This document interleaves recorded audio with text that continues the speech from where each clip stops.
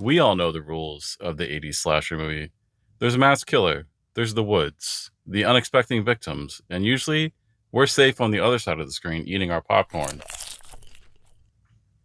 In 1995, in a small town in North Wales, there was a man named Peter Moore.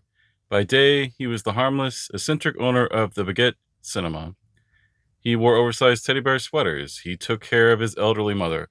He was the guy that sold you the tickets. But when the credits rolled and the theater went dark, Peter Moore didn't just go to sleep. He put on a black military uniform. He laced up combat boots, and he grabbed a hunting knife. He didn't just love Friday the 13th. He wanted to be Jason Voorhees. He was known as the Man in Black, and he was about to turn the gay cruising spots of the UK into his own personal film set. This isn't a movie. This is the story of a cinema owner who decided to direct a massacre.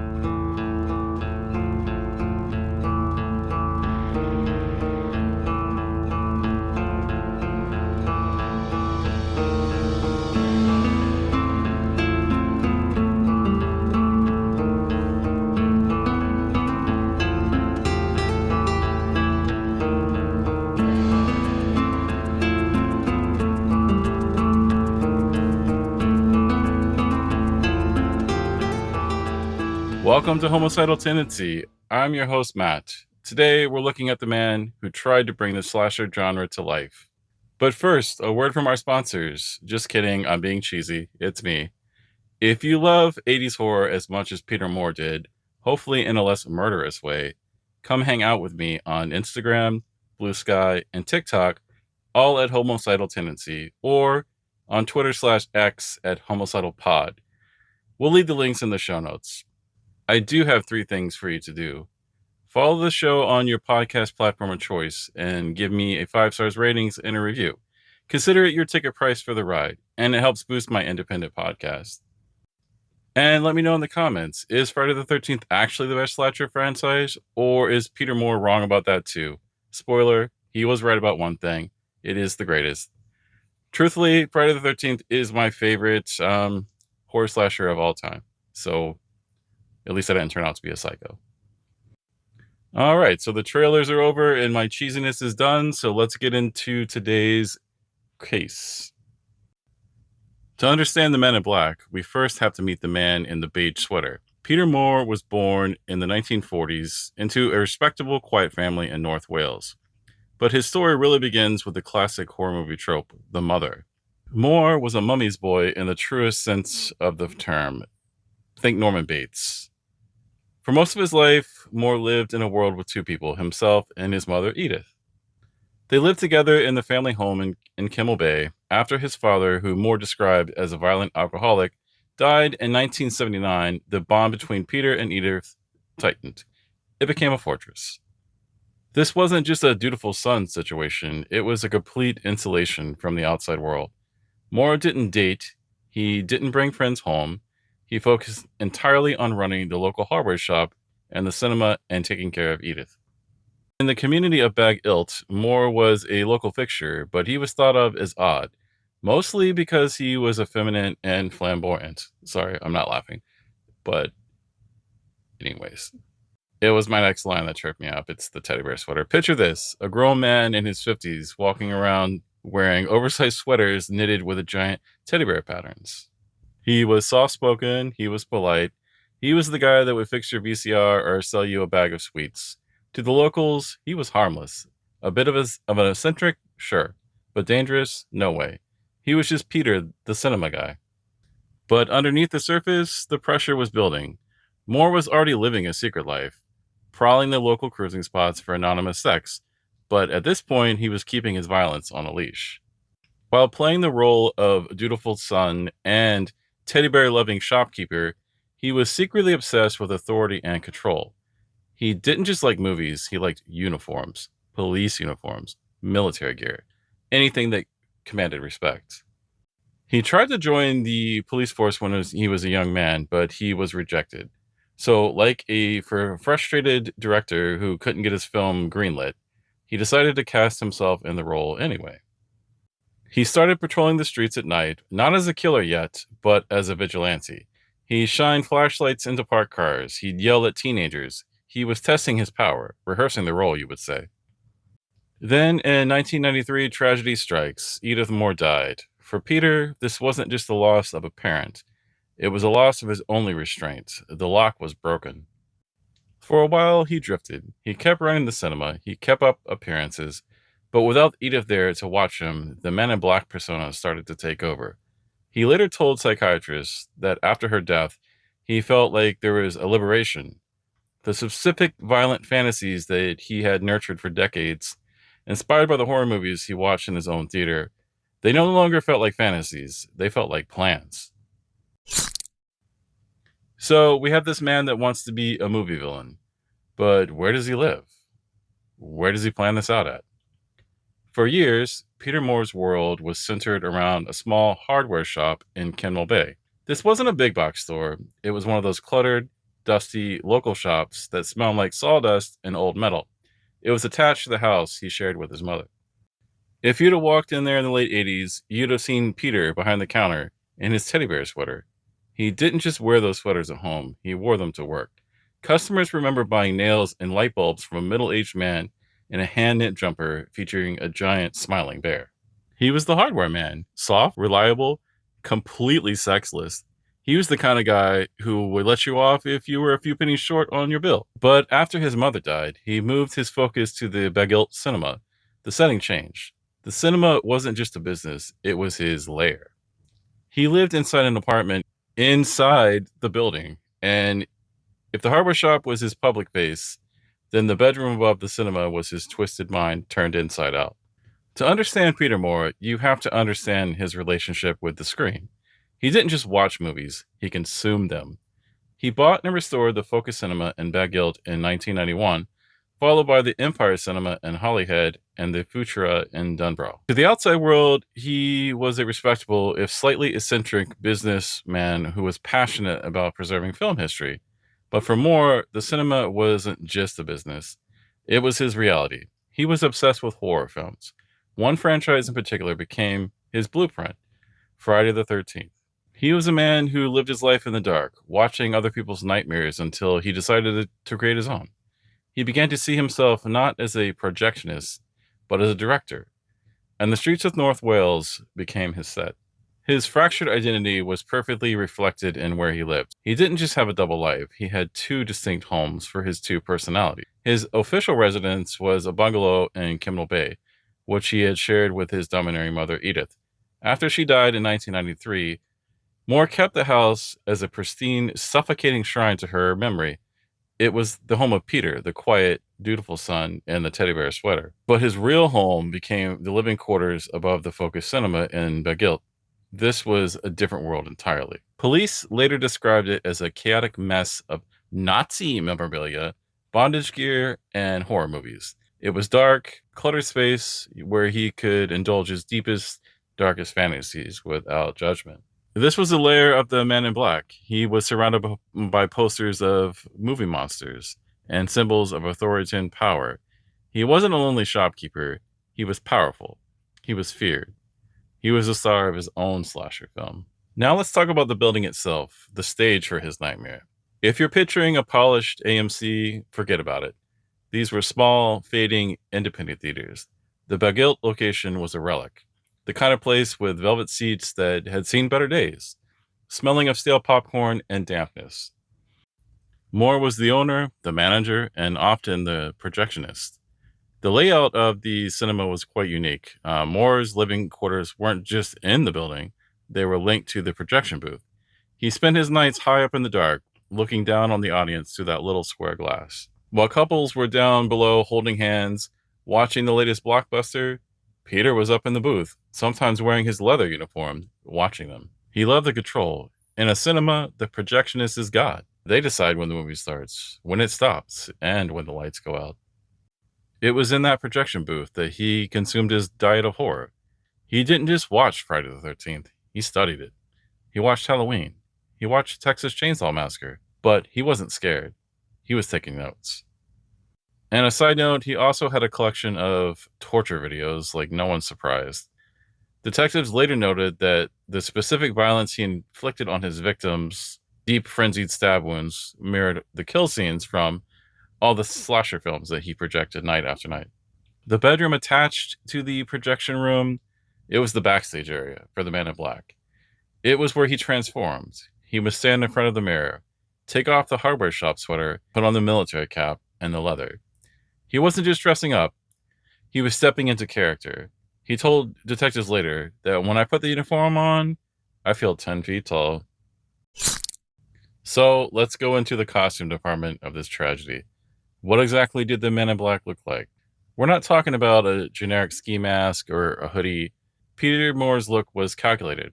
It was a collage of every authoritarian nightmare you could think of. The base of the outfit was practical: black combat trousers, a black shirt, sometimes with a tie, and heavy polished military boots. But the accessories are what turned him into a man in dark clothes into a monster. He wore a police baton hanging from his belt. He carried handcuffs. He wanted to look like an officer of the law, someone who could demand you to stop, someone who could tell you to get on the ground. But the piece de resistance was the item that terrified his victim the most. It was the hat. He didn't just wear a beanie. He often wore a Nazi-style peak cap. Surprise, surprise. This detail is crucial. It wasn't just about hiding his face. It was about projecting a very specific kind of terror. And then there was the prop. Moore carried a massive hunting knife with serrated edge. To him, it wasn't a weapon. It was a tool of power. When he later described the murders to his lawyer, he didn't sound like a frenzied killer. He sounded like a mechanic. He said stabbing his victims was like putting a knife through butter. The contrast is sickening. The man who spent his days selling popcorn and fixing VCRs in a teddy bear sweater spent his nights polishing a combat knife and adjusting a Nazi cap in the mirror, waiting for the sun to go down. Now let's talk about the area at the time, his set, if you will. If you're picturing the wails of green valleys and male vocal choirs, stop. Peter Moore's world was the northeast Wales coast. In the 1990s, the area, places like Bagilt and Kimmel Bay and Ryle, had a very specific atmosphere. It was post-industrial. It was a place of faded seaside glamour. Think of a British seaside town in the dead of winter. The amusement arcades are shuttered. The paint is peeling off the guest houses. The wind of the Irish Sea cuts right through you. In a land of gray skies, shingle beaches, and concrete sea defenses, Bagilt itself is a long, thin village that sits in the shadow of the A548 road. It's a place where people drive through to get somewhere else. It's a curtain twitcher community, though, where everyone knows everyone's business. Yet somehow, the local cinema owner was building a torture chamber right under their noses. To understand how Peter Moore operated, you need to understand what it meant to be a gay man in rural North Wales in the 90s. This wasn't an era of Grindr or pride parades in every town. It was the era of Section 28, police vice squads, and absolute silence. In the 90s in North Wales, if you were a gay man, you didn't have an app on your phone. You couldn't just swipe right. You had to go out into the physical world to find your community. And often that meant going out into the dark. There were two worlds, though. If you wanted safety and music, you went to the cities. Liverpool or Chester. Places like the Cruzon or the Lipson. These were sanctuaries. They had bright lights, drag queens, and safety in numbers. But if you couldn't get there, or if you weren't out, you went to the cruising spots. Cruising in the 90s, it had its own language of silence. It happened in the Libbies, or rest stops, along the expressway and the sand dunes of Purcern Beach. This type of cruising had its own rules. You could signal, you parked your car, flash your headlights, or you stood by the brake lights smoking a cigarette. You made eye contact, a nod, a glance. You never asked for names. You never asked what someone did for a living. The anonymity was the whole point. Then there's the grittier side of the scene, cottaging, which is the British term for sex in public toilets. The public toilets at Purcern Beach and Palmway Bay were notorious. Think flickering fluorescent lights, the smell of damp concrete and bleach, and the sound of the ocean outside. The number one rule, though, with cottaging was paranoia. You were always on the lookout.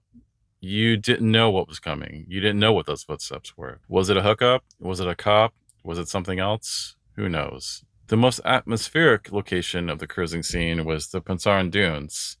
This is a desolate stretch of a shingle beach. The dunes are high, and they're covered with sharp grass. At night, it's a labyrinth. You can be 10 feet away from someone and not see them. The wind off the Irish Sea is deafening. It kills all sound. A scream in the dunes travels nowhere. Moore knew these paths better than anyone. He had spent 20 years patrolling them. He knew where the dead ends were. He knew where to park his vans, back the doors up, and had a direct path that created a seamless transition from capture to his mobile dungeon. This is where Peter Moore's genius and cruelty comes in. He knew that the men in these dunes weren't just afraid of attackers, they were afraid of police. In the 90s, the police were still actively targeting men for cottaging. Being arrested meant your name was in the paper. It meant losing your job. It meant complete and total ruin. So imagine you're parked in a dark lobby at 2 a.m. A van pulls up. A man gets out. He's wearing a peaked cap, black combat trousers, and carrying a baton. He shines a flashlight in your window. Your first thought isn't serial killer. Your first thought is, oh God, this is Vice Squad. I'm being arrested. You don't run. You don't fight. You roll down the window. You cooperate. You get into the back of the van because you think you're going to the station. Moore didn't just hunt gay men. He hunted their fear of authority. There's a myth in true crime that serial killers just appear out of nowhere.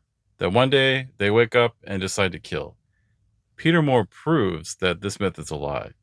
Before the man in black killed in 95, he had been rehearsing the role for 20 years. Starting in the mid-70s, Moore began his patrols. He wasn't killing yet. He was just policing. He would drive his van to the cruising spots and just watch. But then watching wasn't enough. He needed to feel the power. He started launching blitz attacks. The pattern was always the same. He would burst out of the dark wearing his uniform. He would shout commands like a police officer. What are you doing here? Get on the ground. While the men were confused, scrambling to zip up their trousers and apologizing, he would use his police baton. He would beat them. He would kick them. And sometimes he would sexually assault them.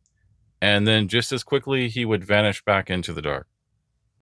Police estimate that he committed nearly 50 serious assaults over 2 decades. Think about that number. 50 men, 50 lives scarred. So why didn't we hear about it?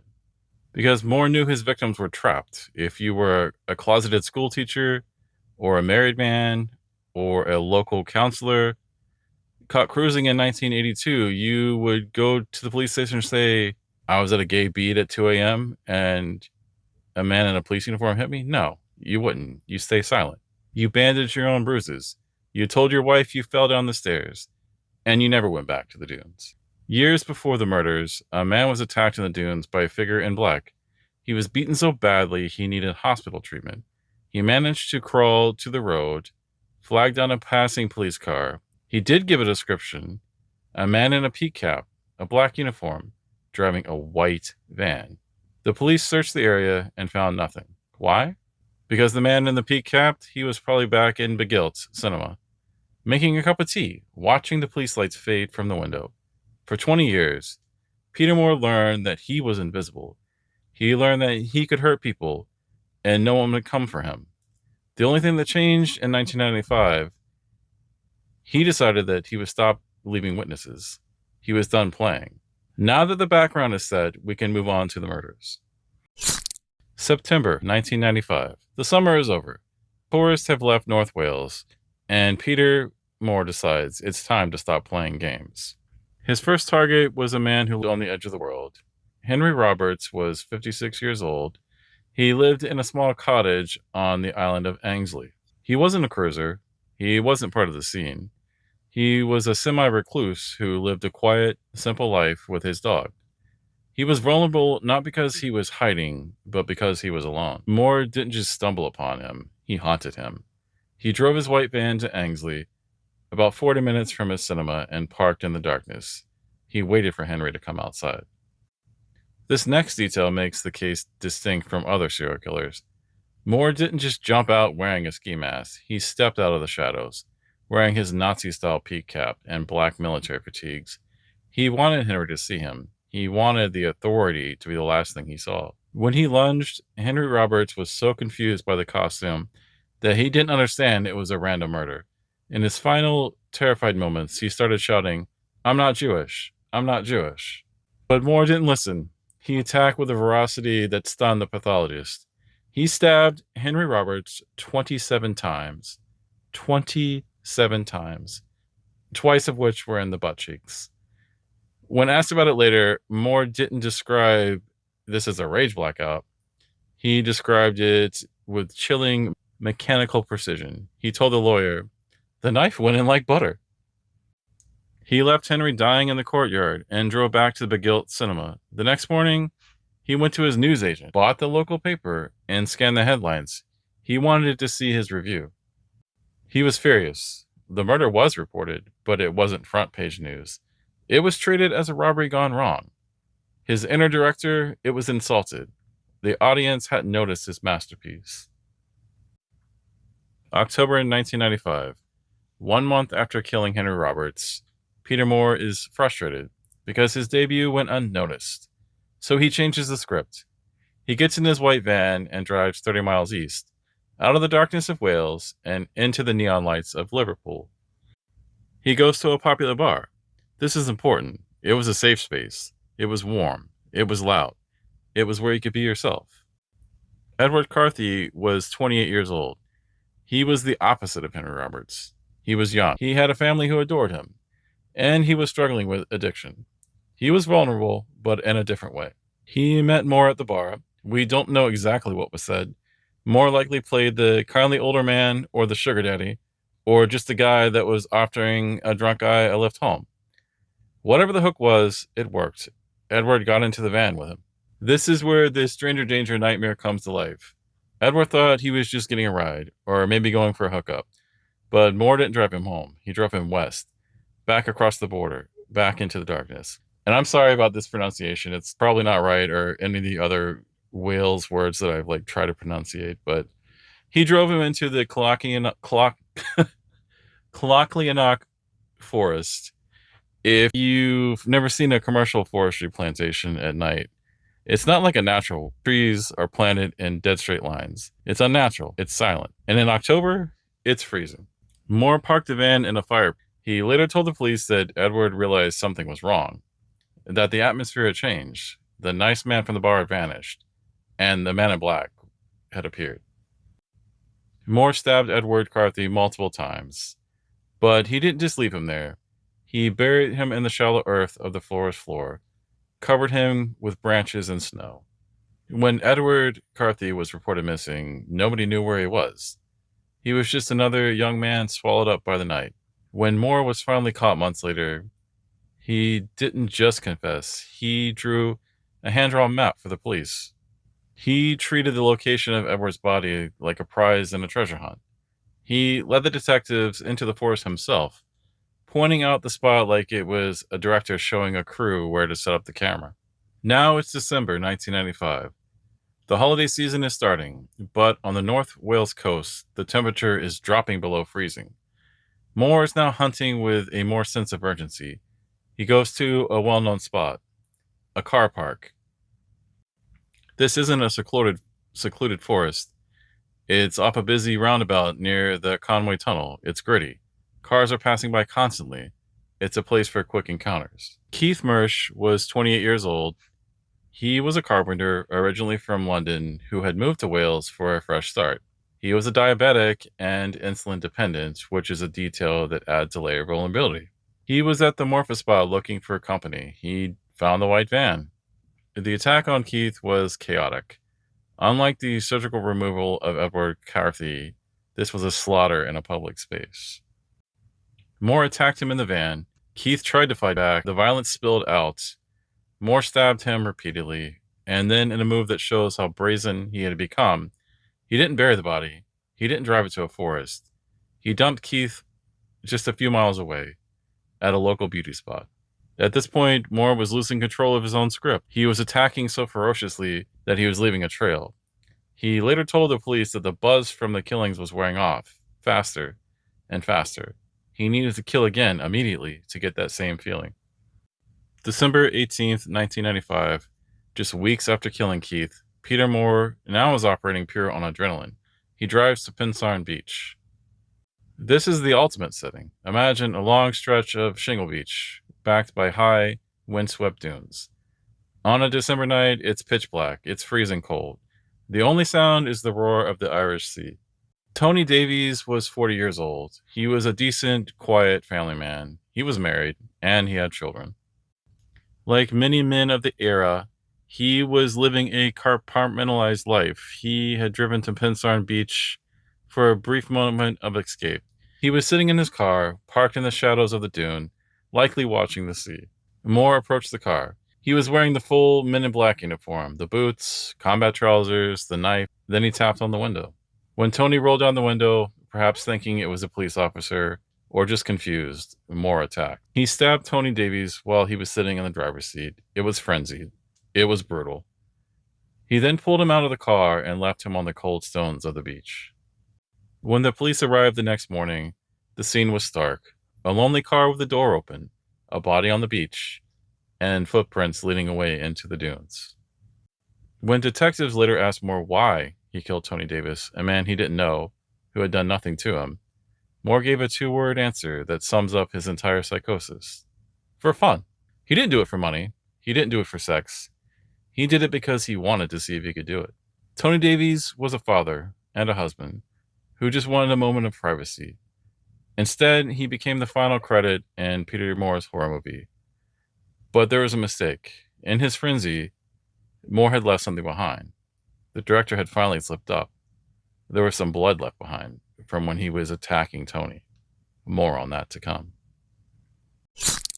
By December of 95, Peter Moore wasn't just killing, he was speeding. He attacked 4 men in 3 months. The gaps were getting shorter, the violence was getting messier, and like any production that is rushed, he started making continuous errors. For 20 years, Moore had been invisible because he drove a white van. It was the ultimate camouflage. But at the murder scene of Tony Davies on Pensarn Beach, a witness saw something. It wasn't a license plate. It wasn't a face. It was just a description. A white, courier-style van parked near the dunes. It was a needle in a haystack. There are thousands of white vans in North Wales. But the police got lucky. A patrol car spotted a van matching the description driving near the crime scene a few nights later. They pulled it over. When the officer walked up to the window, he saw Peter Moore, the man in the teddy bear sweater, the cinema owner. Moore was calm. He was polite. But the officer decided to search the van. In the back, they found a black bag. And inside that bag, they found the entire Men in Black costume, the Nazi cap, the combat fatigues, the police baton, and a hunting knife covered in blood. Forensics later confirmed that the blood on the knife belonged to multiple victims. Moore had kept the weapon like a souvenir. He hadn't cleaned it. He was so confident in his own script that he thought he didn't need to cut the evidence. They arrest him, but Moore doesn't panic. He acts like it's all a misunderstanding. He's taken to the police station, and the teddy bear mask starts to slip. This is when the true horror sets in. Most killers deny everything. Moore, he bragged. Once the evidence was laid out, he didn't just confess, he gave a review. He sat in that interrogation room, drinking tea, and spoke about the murders with the same casual tone he would use to discuss the movie plot. He told detectives, "I wanted to know what it felt like to kill." He admitted to the buzz he got from the power. He admitted to reading the papers to see if he was famous yet.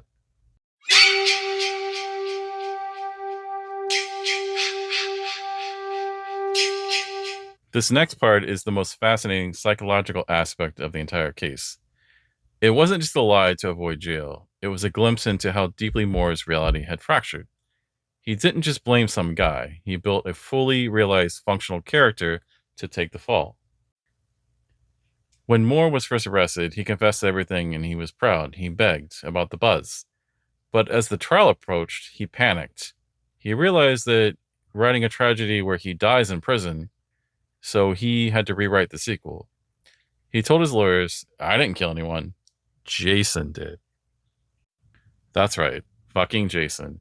He was building some backstory character based off of Jason Voorhees, bastardizing like my favorite like horror movie of all time. Like I was saying, like his fall guy was named Jason.